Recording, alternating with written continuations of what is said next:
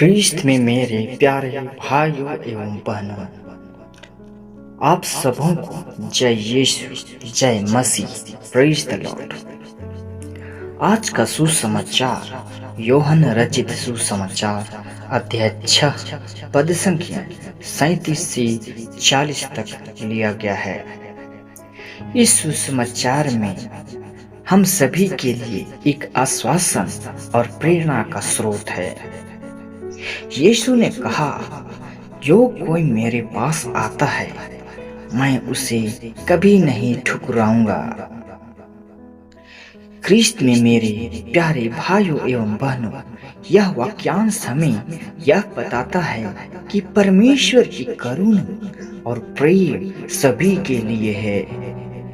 किसी भी व्यक्ति की पृष्ठभूमि, जाति या धर्म की परवाह किए बिना यीशु हमें स्वीकार करने के लिए हमेशा तैयार रहते हैं।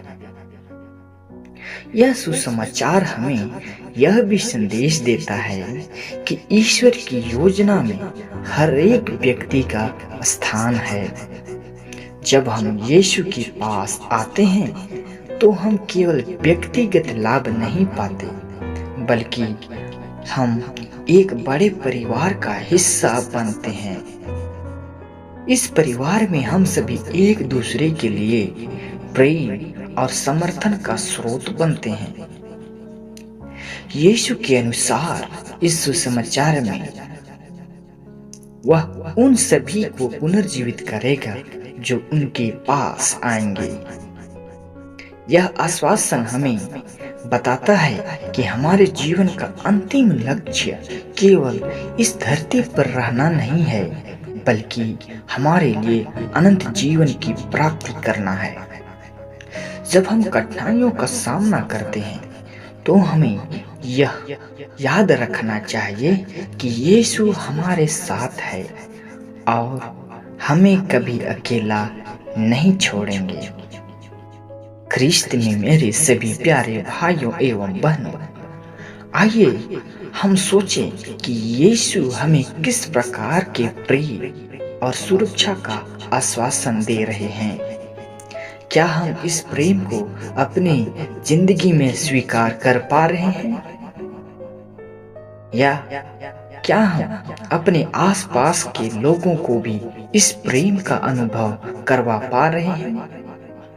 हम सभी को इस बात की आवश्यकता है कि हम एक दूसरे का हाथ थामें और एक साथ मिलकर चलें, ताकि हम एक साथ मिलकर सच्चाई के रास्ते में चल सकें। यीशु ने कहा, यह मेरे पिता की इच्छा है कि जो कोई भी देखता है और विश्वास करता है वह अनंत जीवन प्राप्त करेगा। यह विश्वास केवल शब्दों का खेल नहीं है, यह हमारे कार्यों में, हमारे संबंधों में और हमारे समाज में दिखाई देना चाहिए। जब हम विश्वास करते हैं तो हम न केवल अपने जीवन में बदलाव लाते हैं, बल्कि दूसरों के जीवन में भी सकारात्मक प्रभाव डालते हैं। इसलिए आइए हम इस वचन को, इस सुसमाचार को अपने जीवन में लागू करें।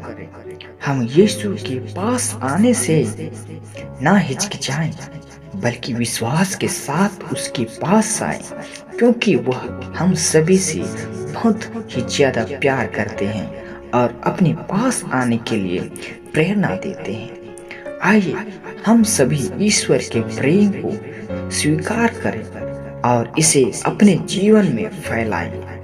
जब हम ऐसा करेंगे तो न केवल हमारा जीवन बदल जाएगा, बल्कि हम अपने समुदाय और समाज में भी बदलाव लाने में सक्षम हो जाएंगे।